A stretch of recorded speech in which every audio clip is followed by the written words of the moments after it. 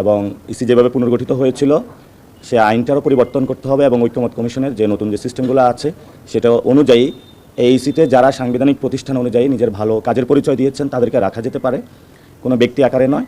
কিন্তু এইসি পুনর্গঠন করবে অনেকে তাদের ব্যক্তি জায়গা থেকে একটা দলীয় মুখপাত্র হিসাবে কাজ করছেন। 2 নম্বর জিনিস হলো আমাদের শাপলার কোনো বিকল্প অপশন নাই, কারণ লিগ্যাল ওয়েতে আমরা দেখেছি আইনগতভাবে শাপলা পেতে আমাদের কোনো বাধা নেই। যদি বাধা দেওয়া হয় সেটা আমরা রাজনৈতিকভাবে লড়াই করব। আজকে আমরা প্রধান নির্বাচন কমিশনারের সাথে একটি বৈঠক করেছি। বৈঠকে আমরা আলোচনা করেছি যে বিষয়টি, তার মধ্যে একটা বড় উল্লেখযোগ্য বিষয় হচ্ছে, আপনারা জানেন যে গত 12 তারিখে নির্বাচন বিধিমালা পরিচালনা বিধিমালার তফসিলে যে প্রতীক অন্তর্ভুক্ত করার বিষয়টি রয়েছে, সেখানে আপনারা লক্ষ্য করেছেন কিনা যে সেখানে যদিও এর আগে সরকারি সিদ্ধান্ত অনুযায়ী এবং নির্বাচন কমিশনের নিজের সিদ্ধান্ত অনুযায়ী বাংলাদেশ আওয়ামী লীগের নিবন্ধন কার্যক্রম স্থগিত রয়েছে, কিন্তু তাদের স্থগিত থাকা অবস্থায়ও তাদের যে প্রতীক ছিল নৌকা, সে নৌকাকে কিন্তু এখনও তালিকা থেকে বাদ দেওয়া হয়নি।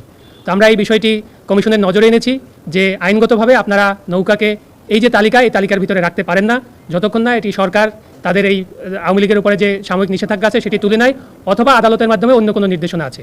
আমরা এই বিষয়টি কমিশনের নজরে এনেছি। কমিশন এটি বিশেষভাবে বিবেচনা করবেন বলে আমাদেরকে জানিয়েছেন এবং তারা এ ব্যাপারে ওখান থেকে এটা বাদ দেওয়ার জন্য যে উদ্যোগটি নেওয়ার সেটি তারা নেবেন, তারা এটি আলোচনার আশ্বাস আমাদেরকে দিয়েছেন। দ্বিতীয়, আমরা যে বিষয়ে কথা বলেছি, আপনারা জানেন যে বিগত 22 জুন আমরা জাতীয় নাগরিক পার্টি নিবন্ধনের যে যাবতীয় শর্তাবলী আছে সেই সকল শর্তাবলী পূরণ করে 43,316 পৃষ্ঠার দরখাস্ত আমরা কমিশনে দাখিল করেছিলাম। সেই দরখাস্তটি অগ্রগতি কোন পর্যায়ে আছে বা আমাদের কাছ থেকে অন্য কোনো ডকুমেন্ট বা অন্য কোনো কিছু জানার আছে কিনা সেগুলো আমরা কমিশনের কাছে জানতে চেয়েছি। কমিশন আমাদের সেটির অগ্রগতি দিয়েছেন। এছাড়া আমরা প্রবাসী যে ভোটার তারা কীভাবে ভোট দিবেন, যে 3টি পদ্ধতি নিয়ে আলোচনা হচ্ছে সেটির অগ্রগতি কী সেটির ব্যাপারে আমরা জানতে চেয়েছি এবং সেখানেও নির্বাচন কমিশন আমাদেরকে এই বিষয়গুলোতে আপডেট দিয়েছেন। আচ্ছা, আমি মনে হয় আপনার প্রশ্নটা আপনার প্রশ্নটা বুঝতে পেরেছি। শুরুতেই আমি বলি যে আপনার একটি ভুল ধারণা দিয়ে প্রশ্নটি এসেছে যে জামাত ইসলামের দাঁড়িপাল্লা কিন্তু এখনও নির্বাচন কমিশনের তালিকাভুক্ত নাই এবং সর্বশেষ যে তালিকা তারা প্রেরণ করেছেন আপনারা দেখবেন সেখানে দাঁড়িপাল্লাকে অন্তর্ভুক্ত করার জন্য তারা এটি রেখেছেন। অর্থাৎ জামাত ইসলামের নিবন্ধন যখন বাতিল হয়ে গিয়েছিল তখন কিন্তু প্রতীকের তালিকা থেকেও দাঁড়িপাল্লাকে বাদ দেওয়া হয়েছিল। সেই জায়গা থেকে আপনি যদি আওয়ামী লীগের বিষয়টি দেখেন যে আওয়ামী লীগের নিবন্ধন বর্তমানে স্থগিত অবস্থায় আছে। কোনো স্থগিত থাকা বিষয়ের প্রতীক যেটা তাদেরকে বরাদ্দ দেওয়া হয়েছিল সেটি তালিকায় অন্তর্ভুক্ত থাকার সুযোগ নাই। এটি আমরা বলেছি যে যেহেতু আওয়ামী লীগের নির্বাচনী তাদের যে নিবন্ধন সেটি স্থগিত আছে, অতএব তাদের প্রতীকটিও স্থগিত থাকতে হবে, প্রতীকটি এই তফসিলে অন্তর্ভুক্ত রাখার কোনো সুযোগ নেই। দ্বিতীয় প্রশ্নটি হচ্ছে যে আপনি যে একটি প্রশ্ন করলেন, এটি আসলে আমাদের মাঝে কিছু লোকের মাঝে এই ভুল ধারণাটি তৈরি হয়েছে যে জাতীয় প্রতীক আসলে শাপলা। কিন্তু আপনারা যদি সংবিধানের 4-এর 3 অনুচ্ছেদ এবং 1972 সালের একটি অর্ডার আছে এবং 72 সালের এই জাতীয় প্রতীক নিয়ে একটি রুলস আছে, এগুলোর একটি কম্বাইন্ড রিডিং আপনারা দেখেন, সেখানে দেখবেন যে 4টি আলাদা স্বতন্ত্র উপাদান নিয়ে জাতীয় প্রতীকটি গঠিত। তার ভিতরে ধানের শীষ আছে, তার ভিতরে তারকা আছে, তার ভিতরে পাটপাতা আছে এবং শাপলা আছে। এই 4টি আলাদা উপাদানের মধ্যে ধানের শীষ আপনারা জানেন ইতিমধ্যে বাংলাদেশ জাতীয়তাবাদী দল বিএনপির প্রতীক, তারকা একটা দলের প্রতীক এবং পাটপাতা সোনালী আঁশ আর একটা দলের প্রতীক আছে। এছাড়াও জাতীয় ফুল হিসাবে যদি আপনি এটাকে ট্রিট করেন, জাতীয় ফল কাঁঠাল আরও অন্য একটি নিবন্ধিত দলের প্রতীক হিসাবে রয়েছে। তো আমাদের এখানে যে মিসকনসেপশনটি বারবার হচ্ছে যে জাতীয় প্রতীককে শাপলা হিসাবে ব্র্যান্ডিং করা হচ্ছে, কিন্তু জাতীয় প্রতীক আসলে শাপলা নয়। জাতীয় প্রতীক হচ্ছে 4টি আলাদা আলাদা উপাদানের সমন্বয়ে গঠিত একটি প্রতীক এবং সেখানকার মাপ কী হবে, সেখানকার রং কী হবে, সেখানকার ব্যাসার্ধ কী হবে, ব্যাসার্ধ রং কী হবে, এগুলো সবই 1972 সালের যে অর্ডারের শিডিউল এবং 72 সালের যে রুলস সেটার অ্যাপেন্ডিক্সের মাধ্যমে এটি সম্পূর্ণভাবে স্পষ্ট করা আছে। আমি আপনাদেরকে অনুরোধ করব যে সেগুলো আপনারা দেখবেন এই ব্যাখ্যাগুলো দেওয়ার আগে এবং সেগুলো দেখেই এই ব্যাখ্যাগুলো দিবেন। আপনারা জানেন যে তফসিলের যে তালিকা আছে সেই তালিকাটি আসলে যে কোনো সময় সংশোধন করা যায়। এটি একটি বিধিমালা সংশোধন করতে পার্লামেন্টেরও দরকার হয় না, অর্ডিন্যান্স জারিরও দরকার হয় না, এটা সংশ্লিষ্ট প্রতিষ্ঠানই করতে পারে, কিন্তু আইন মন্ত্রণালয়ের ভেটিং করতে হয়। তো আমরা যেহেতু নৌকার ব্যাপারে আপত্তি জানিয়েছি এবং বলেছি যে নৌকাকেও এই লিস্টের ভিতরে রাখা যাবে না, তালিকার ভিতরে রাখা যাবে না, এটি করতে গেলেও কমিশনকে আসলে নতুন করে ওই তালিকায় এই সংযোজন বা বিয়োজনের একটা প্রসঙ্গ থাকবে। সেই জায়গা থেকে আমরা জাতীয় নাগরিক পার্টির পক্ষ থেকে নতুন একটা দরখাস্ত আমরা আজকে দিয়েছি যে আপনারা শাপলাকে বাদ দেওয়ার ব্যাপারে যে ব্যাখ্যাটি গণমাধ্যমে নির্বাচন কমিশন থেকে দেওয়া হয়েছিল সেই ব্যাখ্যাটি আসলে আইনগতভাবে একটি ভুল ব্যাখ্যার উপর দাঁড়িয়ে আছে। আমরা সেই জায়গাগুলোতে নির্বাচন কমিশনকে ব্যাখ্যাগুলো জানিয়েছি এবং স্পষ্ট করেছি যে আইনগত এটার কোনো বাধা শাপলাকে নির্বাচনী প্রতীক হিসাবে রাখার ক্ষেত্রে নাই।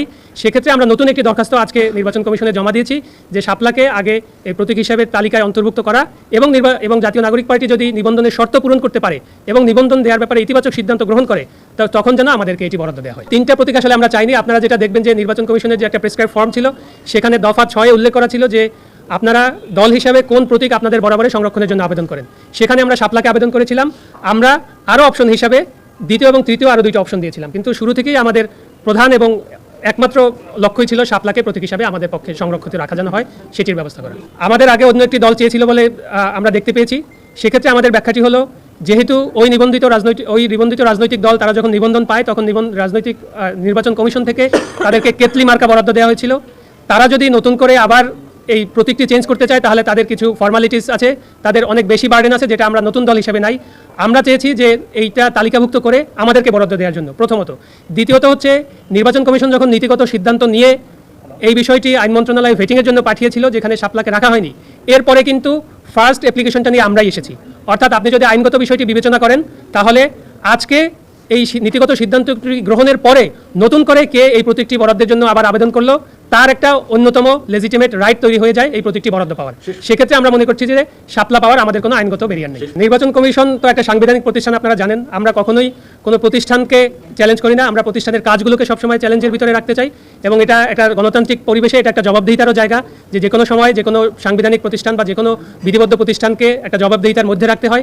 সে জায়গা থেকে এই যে আশঙ্কা, এটি কিন্তু আমরা নির্বাচন কমিশন যখন গঠন হয়েছিল 2022 সালের আইন অনুযায়ী, তখনই কিন্তু আমরা আমাদের প্রতিক্রিয়া দিয়েছিলাম যে প্রক্রিয়ায় এই নির্বাচন কমিশন গঠন হয়েছে সেই প্রক্রিয়াটি আমরা সমর্থন করি না।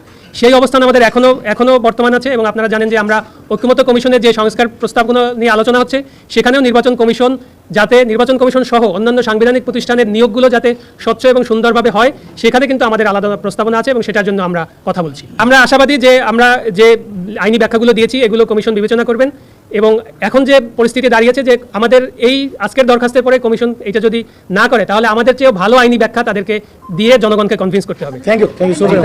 মাহফিল অ্যাপস, দেশের সর্ববৃহৎ ইসলামিক ভিডিও স্ট্রিমিং অ্যাপস। হালালভাবে সকল ইসলামিক ভিডিও দেখতে এখনই ইনস্টল করুন।